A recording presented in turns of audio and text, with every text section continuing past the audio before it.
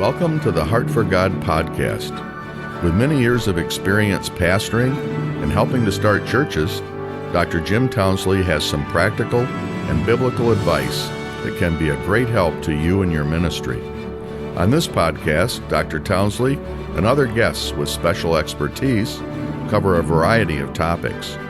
His goal is to help you lead your church to be a healthy, strong, and balanced ministry, and for your family to be happy, healthy, and living for the Lord.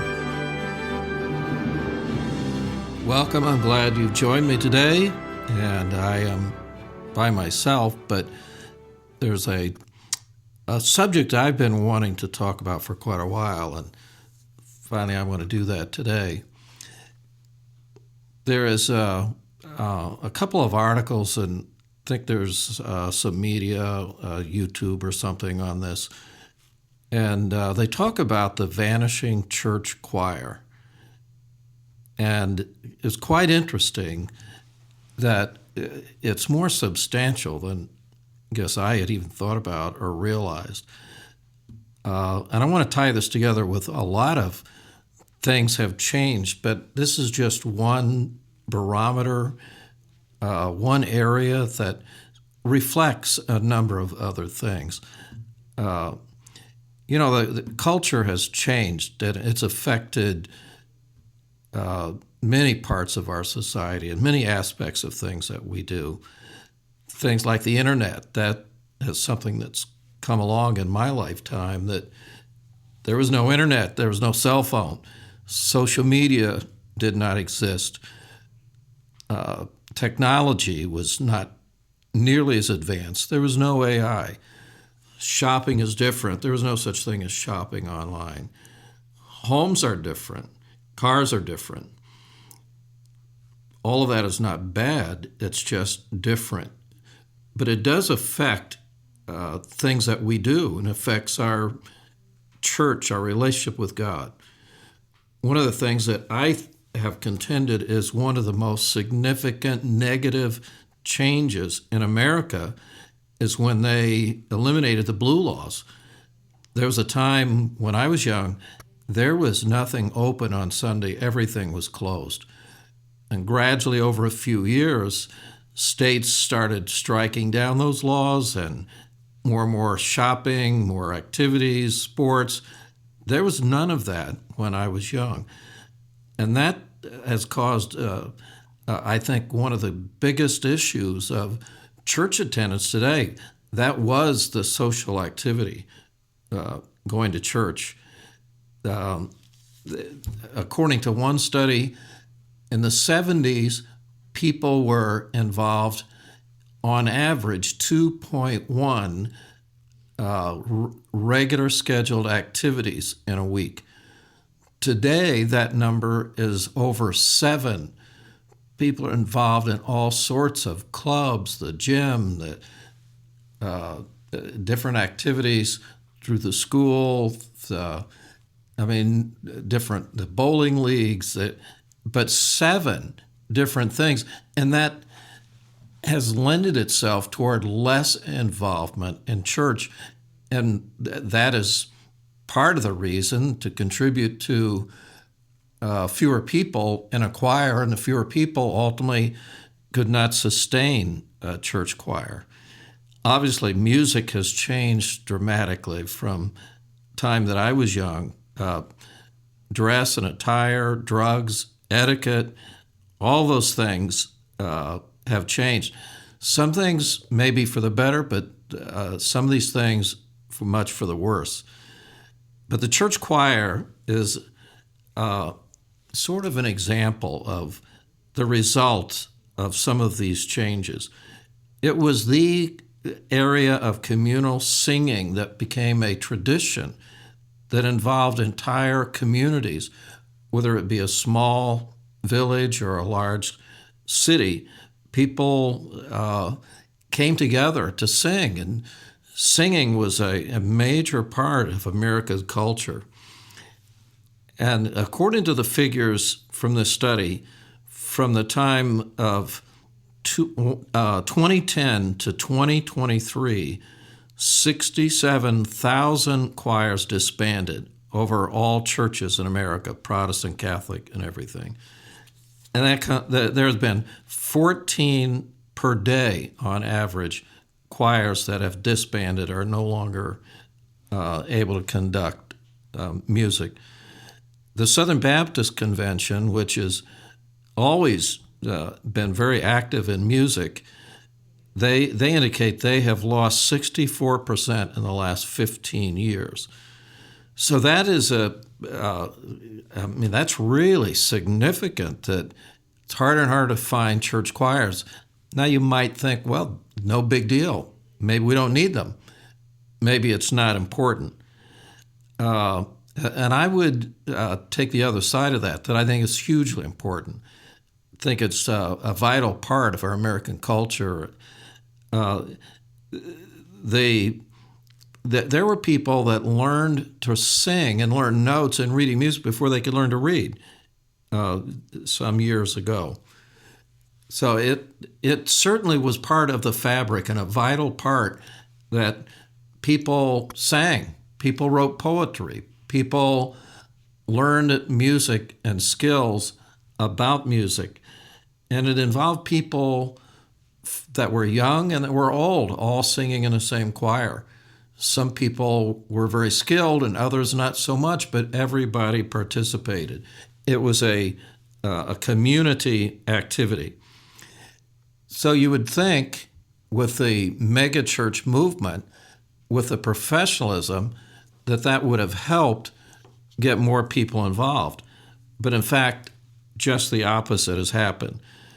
Hillsong came along in the 1980s, and their basic approach to music was professional musicians, a handful, 5 to 7 maybe, that they would run the music program of the church. They had elaborate sound systems, simple, repetitive lyrics. And churches quickly caught on to following that pattern of Saddleback, Willow Creek, and thousands, really, of others. They're trying to be relevant, trying to attract younger people into church, and for the most part, using tunes or styles that were rock or pop or not traditional music style. The traditional 4-part harmony has been replaced with projection screens, simple chord projections. Choirs required rehearsal, commitment. You had to be there every week to practice or you can't sing. It required music literacy. And it's been replaced by worship bands, a handful of people. Music became more exclusive, not including more people. And so all those things have come together. And when you add one other factor to it, COVID, then that is what has caused this dramatic decrease in music ability and singing, even congregational singing in our churches.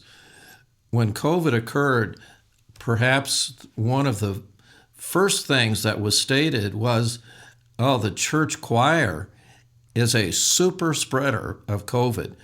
And people thought, we won't meet, but in a few weeks we'll come back. And weeks turned to months and months to years.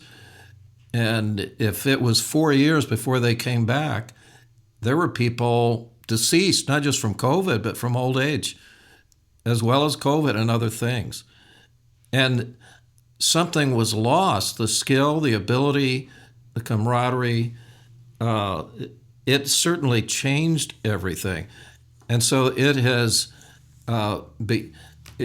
become a crisis.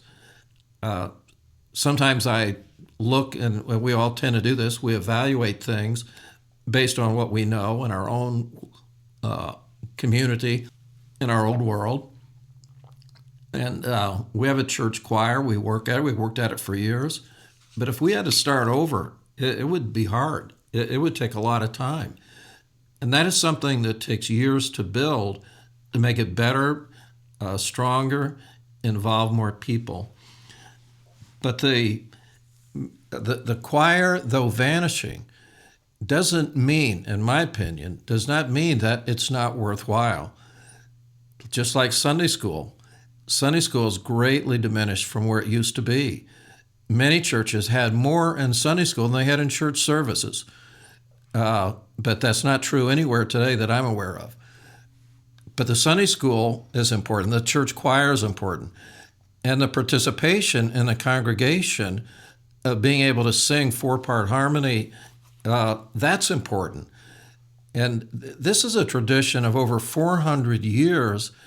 The Bay Songbook was, I think, in 1640 was printed. It was a vital part of society. Now, there are some things that are old-fashioned that need to be updated. There are newer things that are better, more improved. But there are some things that are constant and unchanging. You know, our God is a musical God. And music is an important part of revival. Music's an important part of churches that are growing and strong. It's an important part of a new Christian to learn Christian music that honors God, that honors the Lord. But unfortunately, people are, instead of working hard to build their music program, just succumbing to the trend that we get a few, 4 or 5 people that are professional, and we become observers of entertainment, no longer participant. People can come and go as they please. There's no, you don't have to be at choir practice. You don't have to know how to sing. And a very, very simple music, repetitive words. They're all in the screen.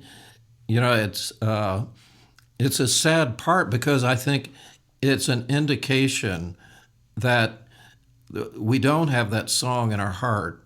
It's an indication that we can't sing unto the Lord songs that truly honor Him, that are filled with doctrine. And songwriters that were good could put words together and phrase things in such artistic form and ability.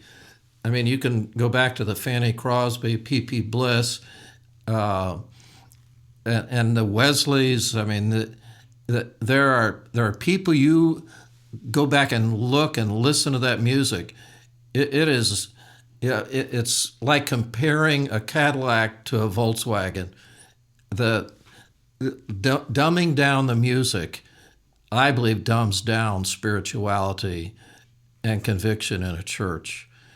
So I feel pretty strongly about it, that this is a sad commentary, but it doesn't have to be that way. And I want to encourage you to build a music program not based on a band and choruses to entertain people, but for people to connect and communicate and honor God as they sing together doctrine, songs of meaning, songs of regeneration, songs of victory. And so it's something you have to work at. It takes time. You need to get trained people. One of the first things that I was told to do, get your children taking piano lessons, getting them to learn an instrument. They need to take voice lessons if they have an aptitude toward it. Get someone to come in and help with your choir, to give them a shot in the arm, a boost, that someone would be a blessing and a challenge and could help train people. So all those things are vital.